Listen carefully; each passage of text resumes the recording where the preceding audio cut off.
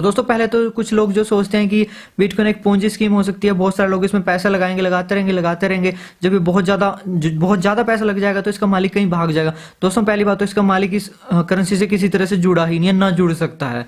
अगर वो जुड़ भी सकता है तो उसी ढंग से जुड़ सकता है जिस ढंग से हम जुड़ सकते हैं। हम माइनर बन सकते हैं, वो भी एक माइनर बन सकता है। तो दोस्तों बेसिकली आप अगर कोई टेक्निकल बंदा यहाँ नहीं है, टेक्निकल अगर आपको देखना भी है तो आगे आने वाली वीडियोस देखना, नहीं है तो सिंपल ढंग से ऐसे समझो, जो ये करेंसी है इसमें कोई सेंट्रल सिस्टम नहीं है। जैसे हम बैंक होता है तो बैंक से पैसा लेते हैं, जो भी करते हैं ट्रांजैक्शन करते हैं, तो उसमें बीच में सेंट्रल सिस्टम एक बैंक है। यहाँ पर ऐसा कुछ नहीं है, कोई सेंट्रल सिस्टम नहीं है, सबकी बराबर की पावर है। यहाँ पे सब मिलजुल के इस करेंसी को माइन कर रहे हैं, इस करेंसी को जनरेट कर रहे हैं, इसकी ट्रांजैक्शन को वैलिडेट कर रहे हैं, इसको आगे बढ़ा रहे हैं। कोई इसमें सेंट्रल स्पेशल पावर नहीं है, कोई सेंट्रल बंदा नहीं है इसमें। बेसिकली एक तरह से सिंपल लाइन में बोलो तो मैथमेटिक्स, जो बहुत अच्छा मैथमेटिक्स है, कह लो कि जो बहुत अच्छी क्रिप्टोग्राफी है, आम बंदे के लिए कह लो बहुत पावरफुल जो मैथमेटिक्स है, वो इस करेंसी को एक तरह से आगे बढ़ा रहा है। दोस्तों वैसे भी जो वीडियो है इन्वेस्टमेंट के पॉइंट ऑफ व्यू से बनी है। तो दोस्तों सबसे पहले हम बिटकॉइन को देखते हैं, एक एक करके हम इन तीनों करेंसीज को देखेंगे। पहले हम बिटकॉइन को देखते हैं। 2009 में ये करेंसी बनी थी। सतोशी नाकामोटो एक कोड वर्ड है या एक नाम है, आज तक किसी को नहीं पता चला है। ग्रुप है, किसी को नहीं पता वो क्या चीज है, उसने ये करेंसी बनाई या उन्होंने ये करेंसी बनाई। आज तक किसी को नहीं पता वो कौन बंदा है या वो कौन बंदा है, किसी को नहीं पता चला। ना हमें ये पता करने की जरूरत है क्योंकि वो इससे किसी तरह से नहीं जुड़ा है, क्योंकि ये एक डिसेंट्रलाइज्ड करेंसी है। ये कोई एक बंदा ऑपरेट नहीं कर सकता कभी। तो दोस्तों फिर क्या हुआ 2010 में। पहले इसकी कुछ खास वैल्यू नहीं थी, लोग इसे एक पोंजी स्कीम समझते थे। हाँ, कुछ फोरम्स बने थे अच्छे खासे, जहां पे इसकी पूरी दिन रात डिस्कशन चलती रहती थी। कुछ लोग जो जानते थे कि एक वैल्यूएबल करेंसी होगी, बहुत ऐसे फोरम्स बन चुके थे। तो जो विकीलीक्स का मालिक है उसने 2010 में क्या किया, बिटकॉइन को एक्सेप्ट करना शुरू कर दिया अपनी ऑर्गेनाइजेशन के लिए, क्योंकि जो दूसरे जो ऑप्शन थे उसके पास करेंसी पेमेंट एक्सेप्ट करने के, वो धीरे धीरे छीने जा रहे थे। पेपाल वगैरह, वीजा, मास्टर कार्ड सब उसके अगेंस्ट थी उस टाइम। ठीक है, तो उसने एक्सेप्ट करना शुरू किया, इसलिए बिटकॉइन फेमस हो गई। लोगों को इस पर ट्रस्ट आने लगा, हाँ ये एक पोंजी स्कीम नहीं हो सकती, क्योंकि जूलियन असांज इस चीज को एक्सेप्ट कर रहा है अपनी ऑर्गेनाइजेशन के लिए।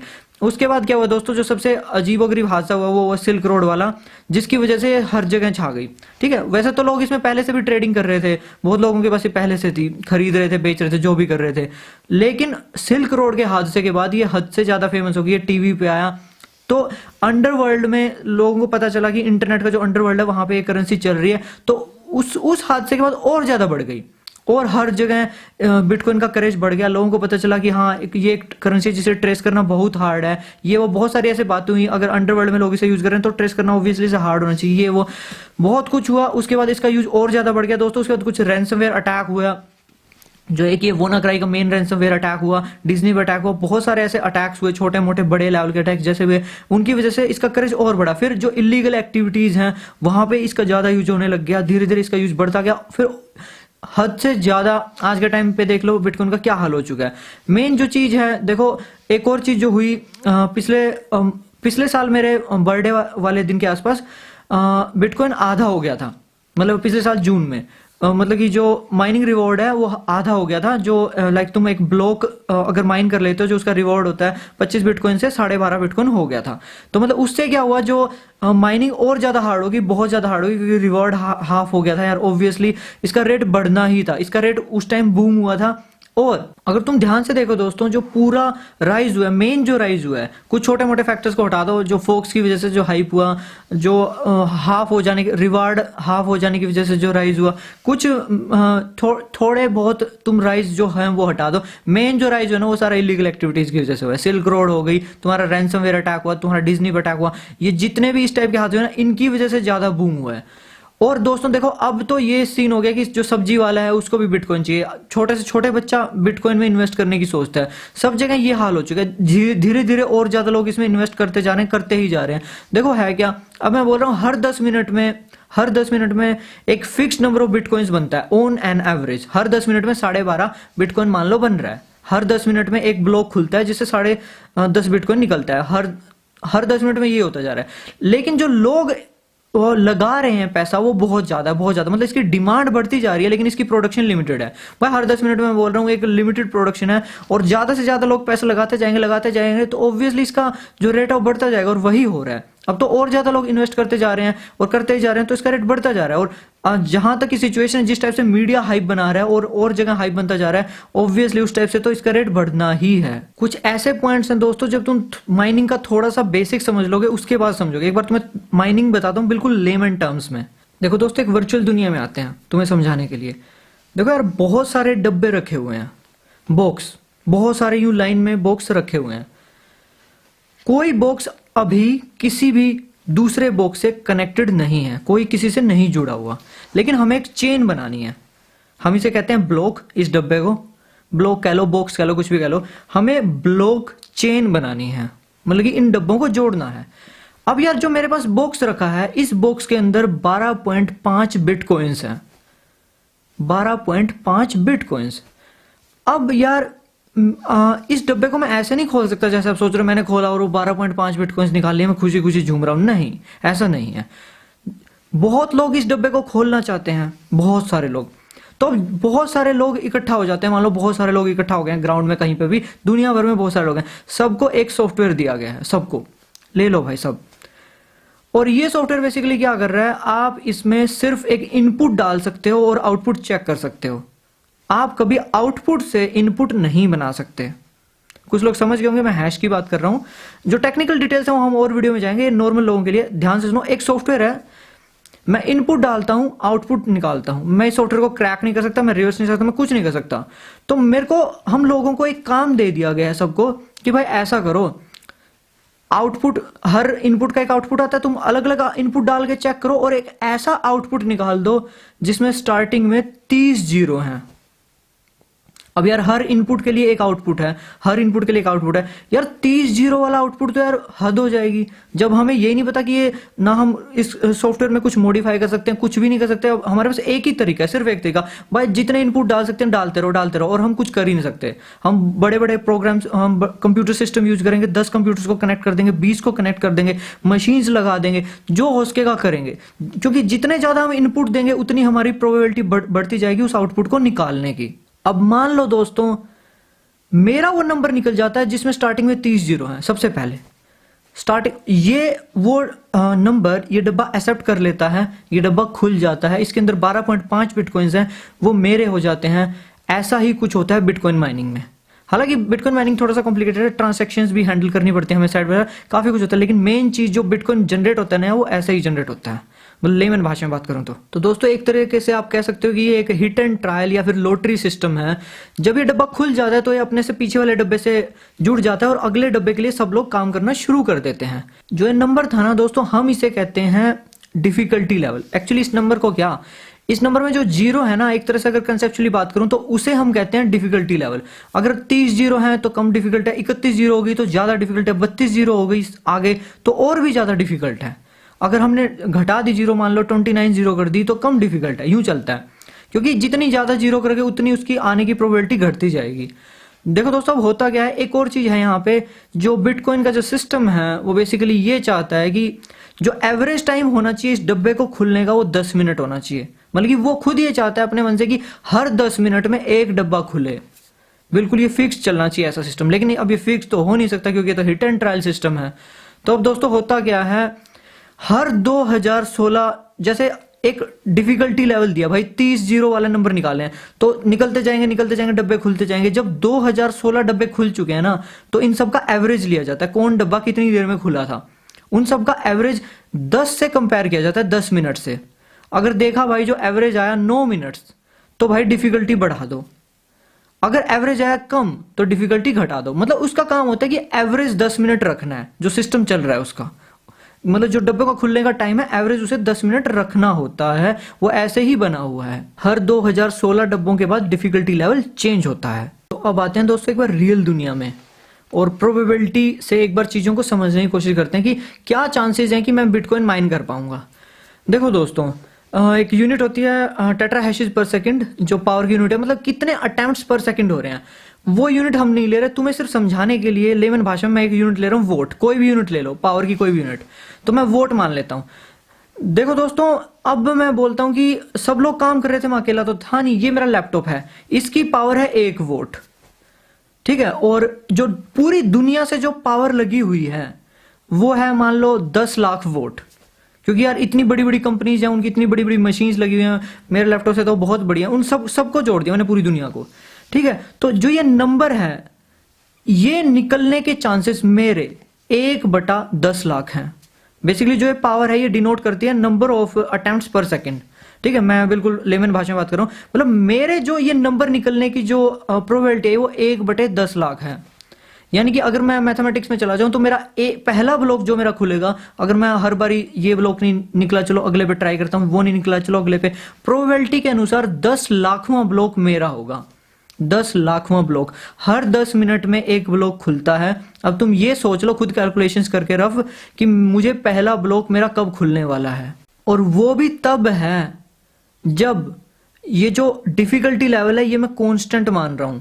हकीकत की दुनिया में जो डिफिकल्टी लेवल है वो टाइम के साथ बढ़ता है। अगर मैं इसे कांस्टेंट मान लूं ना, बिल्कुल कांस्टेंट, ये हर ब्लॉक के लिए हमेशा सेम रहेगा, तब ऐसा होगा कि 10 लाखवां ब्लॉक मेरा खुलने वाला है। दोस्तों अब अगर मैं आपको थोड़ी सी रियलिस्टिक दुनिया में लाऊं तो लैपटॉप से तो कभी आप माइन वगैरह करने की सोचना मत। लैपटॉप की तो स्पीड बहुत कम होती है यार, जो आपके सीपीयू के मुकाबले। अगर आपके पास अच्छा खासा ग्राफिकल कार्ड है तो आप अपना पीसी यूज कर सकते हो दोस्तों। और आंट माइनर वगैरह अगर आपके पास है तो और भी अच्छा है यार, वही चीज है एक्चुअली जो यूज होनी चाहिए। देखो होता क्या है रियल दुनिया में, अकेला बंदा कभी माइन नहीं करता। ठीक है, अब मैं खुद माइन करने बैठ जाऊं ना, मैं अपना मान लो कि कंप्यूटर सिस्टम यूज कर रहा हूं, मैं अपना प्रोबेबिलिटी निकालूं यार, देख रहा हूं 40-50 साल आ गया यार, प्रोबेबिलिटी अच्छा खासा कार्ड यूज कर रहा हूं तब भी 40-50 साल आ रहा है कि 40-50 साल में मेरा ये नंबर निकल सकता है यार। उस चीज का तो कोई भी सेंस नहीं है, कौन बैठेगा इतना टाइम तक। ठीक है, वो मतलब प्रोबेबिलिटी है, ऑब्वियसली कभी भी आ सकता है वो तो, लेकिन फिर भी यार। ठीक है, तो एक रियल अप्रोच क्या होती है कि मान लो कि 10,000 लोग जुड़े हुए हैं। ठीक है, 10,000 माइनर्स जुड़े हुए हैं, मैं भी माइनर हूं, मैं भी उनके साथ जुड़ जाता हूं।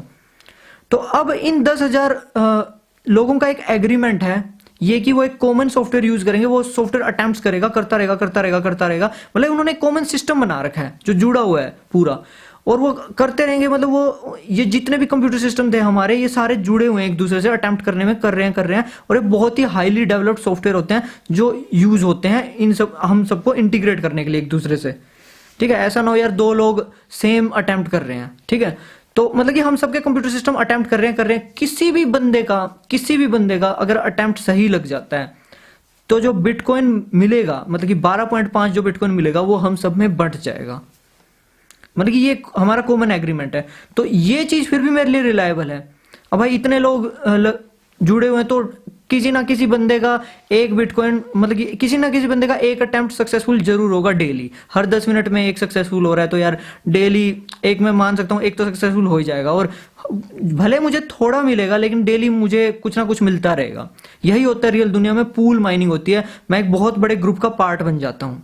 अब एक और चीज है दोस्तों, जो तुम्हें बिटकॉइन मिलेगा ना, अगर किसी का मतलब चांस लग जाता है तुम्हारे पूल में से, तो वो तुम्हें उस रेशियो में मिलेगा जो तुमने पावर प्रोवाइड किया। मतलब देखो, मान लो कि तुम दुनिया के सबसे बड़े पूल के हिस्से हो, और थोड़ा ज्यादा मान लेते हैं उसकी स्ट्रेंथ, मान लो कि उसकी स्ट्रेंथ है 6 लाख वोट, जो टोटल 5 लाख वोट मान लो, आधा हो जाएगा एग्जैक्ट। जो टोटल पावर दुनिया से लग रही है वो है 10 लाख वोट्स, तुमने दिया है 1 वोट। ठीक है, तो अब मान लो तुम्हारे ग्रुप का कोई भी एक हिट लग जाता है, जो कि 12.5 बिटकॉइन मिलना है, तो तुमने दिया था 1, तुम्हारे ग्रुप की टोटल पावर थी, उसको डिवाइड कर दो 6 लाख से इंटू 12.5, इतना बिटकॉइन तुम्हें मिलेगा। मतलब तुम्हारी पावर के हिसाब से मिलेगा वो। और ये है कि तुम जितने बड़े पूल में जुड़ोगे उसका जो बिटकॉइन जो मतलब कि बिटकॉइन ब्लॉक जो वो अनलॉक करते जा रहे हैं वो उतनी जल्दी अनलॉक करेंगे, जितना बड़ा पूल होगा ऑब्वियसली उनकी पावर उतनी ज्यादा होगी। अब अगर दोस्तों मैं तुम्हें एक हकीकत बताऊं, अगर तुम्हारे पास बहुत अच्छा पैसा है तो उनसे बहुत अच्छी मशीन्स खरीदो, आंट माइनर्स वगैरह खरीदो, उनको किसी पूल में लगाओ, तुम कुछ कमा पाओगे। सही बताता हूँ, अगर तुम लैपटॉप, मोबाइल, इन सब चीज, कंप्यूटर सिस्टम, इन सब चीजों के भरोसे रहोगे तो नहीं कुछ भी कमा पाओगे। अगर तुम कंप्यूटर सिस्टम भी चलो यूज करना चाहते तो तुम्हारा बहुत ज्यादा हैवी ग्राफिक कार्ड्स होने चाहिए, बहुत ज्यादा हैवी, तब जाके तुम थोड़ा बहुत कुछ कमा पाओगे। वरना जो तुम्हारी जो पावर तुम दे रहे होगे ना अपने पूल को, वो नेग्लिजिबल होगी। पूल में इतनी बड़ी बड़ी मशीन्स ऑलरेडी लगी होंगी, इतनी मतलब जैसे जैसे टाइम बीतता जा रहा है, जो बड़ी बड़ी कंपनीज है वो माइनिंग में आने लगी हैं, तो उससे क्या हो रहा है, जो टोटल पावर लग रही है वो बहुत ज्यादा है, तो तुम्हारी जो पावर उसके कंपैरिजन में लग रही है वो घटती जा रही है। तो इसलिए माइनिंग धीरे धीरे थोड़ी यूजलेस होती जा रही है आम बंदे के लिए। जो इंडस्ट्रीज हैं, बड़ी बड़ी कंपनीज, वो घुसने लगी हैं इसलिए। और माइनिंग का सीधा सा रूल है, जो पावर का रेशियो मैटर करता है हर जगह। देखो पीछे मेरी बात ध्यान से सुना, माइनिंग का मतलब जो पावर है उसका रेशियो मैटर करता है। अगर बड़ी बड़ी कंपनी जाएंगी ऑब्वियसली जो मेरा रेशियो है उनके मुकाबले वो घटता जाएगा, तो मेरी जो यूजफुलनेस है, जो माइनिंग से मुझे मिलना चाहिए था आउटपुट, वो घटता जाएगा। तो दोस्तों एक चीज जहां पे आयोटा बिटकॉइन से बेटर है वो है ट्रांजैक्शन फीस। देखो यार बेसिकली हमने ये एक बॉक्स खोला था, मैंने ये बॉक्स खोला ना, मान लो कि मेरा तुक्का लग गया था, मेरा पूल का तुक्का लग गया था, हमने ये बॉक्स खोला, हम डिसाइड करते हैं कि इसमें कौन सी ट्रांजैक्शन रखी जाएंगी। देखो होता क्या है, हम दुनिया में ट्रांजैक्शन हो रही हैं, कुछ लोग हैं जो माइनर्स हैं, कुछ है जो माइनर्स नहीं है, हर टाइप के लोग होते हैं। मान लो कि लोग ट्रांजैक्शंस कर रहे हैं, तो जो ये ट्रांजैक्शन है फ्लोट करती रहती हैं इधर उधर। बेसिकली मैं अगर जब ये डब्बा खोलता हूं ना, मतलब जो हर माइनर होता है ना, बेसिकली उसका काम क्या होता है, अगर मैं थोड़ा सा कॉम्प्लेक्स हो जाऊं तो पहले वो ट्रांजैक्शन को वैलिडेट करता है जल्दी जल्दी बहुत सारी को, उसके बाद हैशिंग के काम पे वर्क करता है। मतलब बेसिकली है क्या, मैं क्या डिसाइड कर सकता हूँ लेमन भाषा में आऊं तो, भाई जो ट्रांजैक्शंस हुई है ना अभी थोड़ी सी हिस्ट्री में, मतलब पिछले 10 मिनट में मान लो जो ट्रांजैक्शन हुई है, उनमें से मैं वो ट्रांजैक्शन चूज करना चाहता हूं जो $2 से ऊपर ट्रांजैक्शन फीस पे कर रही हैं। मैं वो चूज करूंगा और अपने डब्बे में रख दूंगा और इसे बंद कर दूंगा। बाकी जो ट्रांजैक्शन बच गई वो आगे वाला बंदा हैंडल करेगा तो करेगा, वरना उससे आगे वाला। यूं चलता है। मतलब कि एक ट्रांजैक्शन फीस एक ऐसी चीज है जो जिससे माइनर्स कमाते हैं। हालांकि यार जो उन्हें इतना ज्यादा रिवार्ड मिल रहा है, उन्हें ट्रांजैक्शन फीस से कुछ ज्यादा मतलब भी नहीं होना चाहिए था, ठीक है। लेकिन मतलब सबसे बड़ा ड्रामा यहाँ पे ट्रांजैक्शन फीस का है। जैसे मैंने अगर कम फीस पे की, मान लो मैंने $0.2 फीस पे की, तो ये बंदा $2 फीस मांग रहा है, ये 1 मांग रहा है, आगे वाला बंदा $2.5 फीस मांग रहा है। यूं करते करते मेरी ट्रांजैक्शन पेंडिंग में ही रहेगी। और मेरी ट्रांजैक्शन जो कंफर्मेशन होता है वो कैसे होता है, जैसे इस बॉक्स में मेरी ट्रांजैक्शन इंक्लूड हो गई, ठीक है, मैंने दी थी भाई $3, ठीक है, ये मांग रहा था $2, ये डब्बा खुला, इसने मेरे ट्रांजैक्शन को पटक दिया, ठीक है। आगे गई, जब दूसरा डब्बा बन जाएगा, जब दूसरी कंफर्मेशन हो जाएगी, जब तीसरा डब्बा बनना चाहिए बन जाएगा, तो तीसरी कंफर्मेशन अगर मुझे कोई ऐसी ट्रांजैक्शन किया, तुम अगर बिटकॉइन यूज करते हो, ब्लॉकचेन वगैरह कुछ भी यूज करते हो, तो तुमने देखा होगा कंफर्मेशन मैटर करता है। जितने बॉक्सेस जुड़ते जाएंगे उतनी कंफर्मेशन होती जाएंगी। तो इसमें दोस्तों जो ये ब्लॉक वाला सिस्टम है, ये कहीं ना कहीं माइनिंग फिर भी ठीक है, जो ये फीस वाला सिस्टम है ना, ये मुझे सही नहीं लगता। और आयोटा में क्या है, ये सब है ही नहीं, उसमें माइनिंग ही नहीं है, उसमें पहले से बना हुआ है जो उनका कोइन है, वही आगे जो एक ग्राफिकल सिस्टम है वो तो मैं समझाऊंगा, ठीक है, टैंगल सिस्टम पे बेस्ड है, उस पे वर्क चलता रहता है, कोई माइनिंग नहीं होती, कोई फीस का लफड़ा नहीं है। मतलब मुझे किसी को भेजना है आयोटा तो कोई फीस की जरूरत नहीं है, कुछ नहीं है, ना कोई मुझे वेट करना है, बहुत फास्ट है, सब कुछ बहुत अच्छा बनाया हुआ है। यहाँ पे क्या है, कंफर्मेशन का सिस्टम, जो तुम्हारा फीस का सिस्टम है, बहुत ही थोड़ा एनोइंग सा सिस्टम है, बहुत स्लो चलता है। ये बिटकॉइन बहुत ज्यादा स्लो है, दूसरी किसी भी करेंसी को देख लो, लगभग सबसे स्लो करेंसीज में है ये। इथीरियम में क्या है दोस्तों, जो ये ब्लॉक बनने का जो टाइम है ना, इसमें जैसे 10 मिनट में बन रहा था, वहां पे सेकंड्स में बनता है, वहां पे बनते रहते हैं ब्लॉक, बहुत तेजी से बनते हैं, ठीक है। इसमें क्या है कि जो बेसिकली ब्लॉक अगर इतनी लेट बन रहा है तो कंफर्मेशन टाइम भी, मैंने क्या बताया था, हर कंफर्मेशन एक नया ब्लॉक बन गया, इस बात को रिप्रेजेंट कर रही है। अब यार अगर तुमने कोई ट्रांजैक्शन किया और वहां पे 3 कंफर्मेशन चाहिए, तुम 3 ब्लॉक बनेंगे तब तक बैठे रहो आराम से, ठीक है। अगर तुम्हें ज्यादा कंफर्मेशन चाहिए तो ज्यादा टाइम तक बैठे रहो। अब यहाँ पे क्या है, इथेरियम में बहुत तेजी से ब्लॉक बनते हैं और ये बहुत ज्यादा ट्रांजैक्शन पैरेलल में हैंडल करती है। मतलब इथेरियम अगर फंक्शनिंग देखो, स्मूथनेस और हर चीज बिटकॉइन को बीट करती है। और हाँ, ये जो स्मार्ट कॉन्ट्रैक्ट है, देखो यार बिटकॉइन एक प्रोग्रामेबल करेंसी है, इसके छोटे से छोटे टुकड़े को तुम प्रोग्राम कर सकते हो, लेकिन इथेरियम की तरह प्रोग्राम नहीं कर सकते। वो बहुत स्मार्ट कॉन्ट्रैक्ट है, उसमें तुम ऐसा फिक्स कर सकते हो, जैसे ये बंदा तुम्हारे घर में रह रहा है, 1 महीने के लिए गेट खोल दो, अगर ये इथेरियम में पेमेंट करता है, वो मतलब फ्यूचर में जाके इथेरियम बहुत ज्यादा सक्सेसफुल करेंसी बनेगी। जो रियल वर्ल्ड होगा, जो 6 सेंस टेक्नोलॉजी, बहुत जगह उसका बहुत अच्छा एप्लीकेशन हो पाएगा। जो दोस्तों माइनिंग होती है वो एक और तरीके से होती है, वेबसाइट्स बहुत ज्यादा माइन करती है। तुम्हें बताऊंगा, जैसे पायरेट्स पे चार्ज लगा था, वो बेसिकली क्या करती है, जितने भी लोग उसको विजिट करते थे ना, जैसे मैं उस वेबसाइट को खोले बैठा हूं, तो मेरा कंप्यूटर का जो सीपीयू है, मतलब मेरा जो सिस्टम है, वो बेसिकली यूज हो रहा है वो अटेम्प्ट्स करने के लिए। तो ऐसी बहुत सारी स्क्रिप्ट्स वगैरह बनाई जाती हैं, बहुत सारी वेबसाइट ऐसा भी करती हैं। आप ऐसी वेबसाइट ना बनाएं, ऐसी वेबसाइट बनाना ठीक नहीं समझा जाता, ठीक है। और वैसे इसके रिगार्डिंग कोई पता नहीं लॉ बना है या नहीं बना, लेकिन देखा जाए तो ये बिल्कुल इलीगल है। तुम दूसरे बंदे का कंप्यूटर सिस्टम यूज कर रहे हो अटेम्प्ट्स करने के लिए, वो बहुत गलत है। मैं आपको दोस्तों कभी माइनिंग की सलाह नहीं दूंगा कि आप खुद से माइन करो। बेटर है ट्रेडिंग करो, खरीदो, जब ग्राफ को देखते रहो कैसे कैसे बढ़ रहा है, जब आपको दिख रहा है बैठे रहो आराम से, जब थोड़ा सा गिरना शुरू होता है, थोड़ा फिर से गिर रहा है तो उसे बेच दो। धीरे धीरे आपको एक्सपीरियंस हो जाएगा कि कब खरीदना है कब बेचना है। ट्रेडिंग बेस्ट होता है दोस्तों, खरीदो बेचो। ठीक है, अगर आपको स्टॉक्स रखने हैं तो मैं आपको ये 3 चीजें सजेस्ट करूंगा। आयोटा ले लो, ठीक है, और आपका इथीरियम ले लो, बिटकॉइन भी ले लो। भाई जिस टाइप से लोग दुनिया लगा रही है ना, भले मैं मानता हूं कि आयोटा और जो इथीरियम है वो दोनों बिटकॉइन से बेटर, लेकिन हवा मैटर करता है ना, हाइप मैटर करता है ना, जो बिटकॉइन का बना हुआ है। धीरे धीरे जो बहुत सारी कंपनीज हैं, जैसे अभी माइक्रोसॉफ्ट ने पार्टनरशिप की है, वो आयोटा के साथ पार्टनरशिप करती जा रही हैं। जो इथीरियम है वो धीरे धीरे और ज्यादा अलग अलग जगह इंप्लीमेंट होने लगा है। तो ये करेंसीज ऑब्वियसली फ्यूचर में ज्यादा चलेंगी। देखना ये अभी तीसरे नंबर पे आ जाएगी आयोटा, दूसरे और तीसरे नंबर के लिए बैटल चलता रहेगा इथीरियम और आयोटा के लिए। और बहुत मुश्किल है ऐसा कि इन दोनों में से कोई बिटकॉइन को बीट कर दे। अगले साल आपको यही देखने को मिलेगा। एक जो दोस्तों सबसे इंपॉर्टेंट बात, डेली न्यूज़पेपर पढ़ो।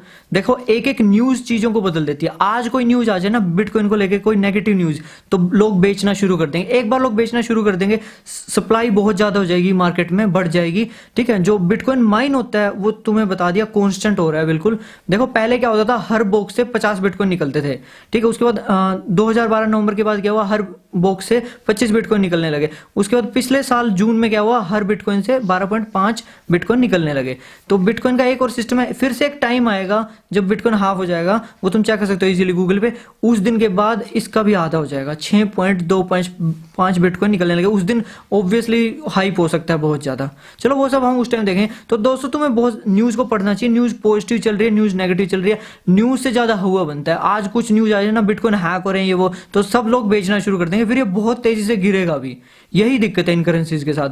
इनकी जो यार देखो माइनिंग हो रही है वो कांस्टेंट है, तो पूरा काम, पूरा जो इसका रेट है वो सप्लाई पर डिपेंड कर रहा है। बिटकॉइन के साथ बहुत सारे हादसे हुए दोस्तों, ज्यादातर इलीगल हादसे हैं, बड़े लेवल के, सिल्क रोड वाला कह लो, ठीक है, कह लो ये जो रैंसमवेयर अटैक हुआ था, इनकी वजह से बिटकॉइन का बहुत ज्यादा हाइप बना। अगर किसी और करेंसी के साथ ऐसा कुछ होता है, कुछ भी होता है ऐसा बड़े लेवल का, तो उस करेंसी को खरीद लेना, देख लेना उसी वीक वो इतनी राइज कर जाएगी। तो दोस्तों ऑब्वियसली अब ये तो कोई भी प्रेडिक्ट नहीं कर सकता किस करेंसी को लेके किस टाइप की न्यूज आने वाली है, कोई नहीं बता सकता। लेकिन फिर भी आप डेली न्यूज वगैरह पढ़ने की आदत डालो अगर आप इन चीजों में इन्वेस्ट कर रहे हो।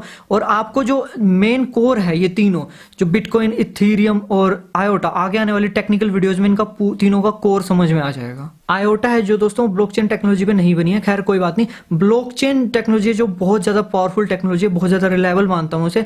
एक वीडियो सिर्फ ब्लॉकचेन टेक्नोलॉजी को डेडिकेट की जाएगी, कैसे वर्क करती है, इसमें क्या कुछ होता है। दोस्तों तुम्हें ये भी पता होगा कि जो ट्रांजेक्शन कंटेन हो सकती है एक बॉक्स में, वो भी फिक्स्ड होती है। मतलब फिक्स्ड क्या, एक्चुअली बॉक्स का साइज फिक्स होता है, तो उसके हिसाब से ऑटोमेटिकली फिक्स हो जाती है। पहले जो साइज होता था वो 1 MB होता था, अब जो साइज है 8 MB हो गया है बिटकॉइन कैश के बाद। तो जो भी है दोस्तों, हम कुछ फोक्स भी डिस्कस करेंगे कुछ वीडियोस में, और कुछ और ज्यादा टेक्निकल डिटेल्स उनसे रिलेटेड डिस्कस करेंगे, जो चेंजेस आए हैं, माइनर इसे जो भी आए हैं। और ये डिस्कस करेंगे क्लियरली कि क्यों दूसरी जो करेंसीज हैं वो इससे फॉर बेटर हैं अगर उन पर ढंग से ध्यान दिया जाए तो दोस्तों फिर से कह रहा हूं, माइनिंग के चक्कर में मत रहना, अपने इतने रिसोर्सेज मत यूज करो यार, मत लगाओ माइनिंग में। तुम आज लगा दोगे, आज थोड़ा बहुत आउटपुट आ रहा हो, कल को इतनी सारी कंपनीज जब उस चीज में घुस जाएंगे, अगर वहां पे प्रॉफिट हो रहा होगा, तब तुम सोचो तुम्हारा प्रोबेबिलिटी रेशियो कितना रह जाएगा, वहां पे तुम्हारे क्या प्रोबेबिलिटी रह जाएगा, क्या तुम्हारा रेशियो रह जाएगा टोटल पावर के अकॉर्डिंग।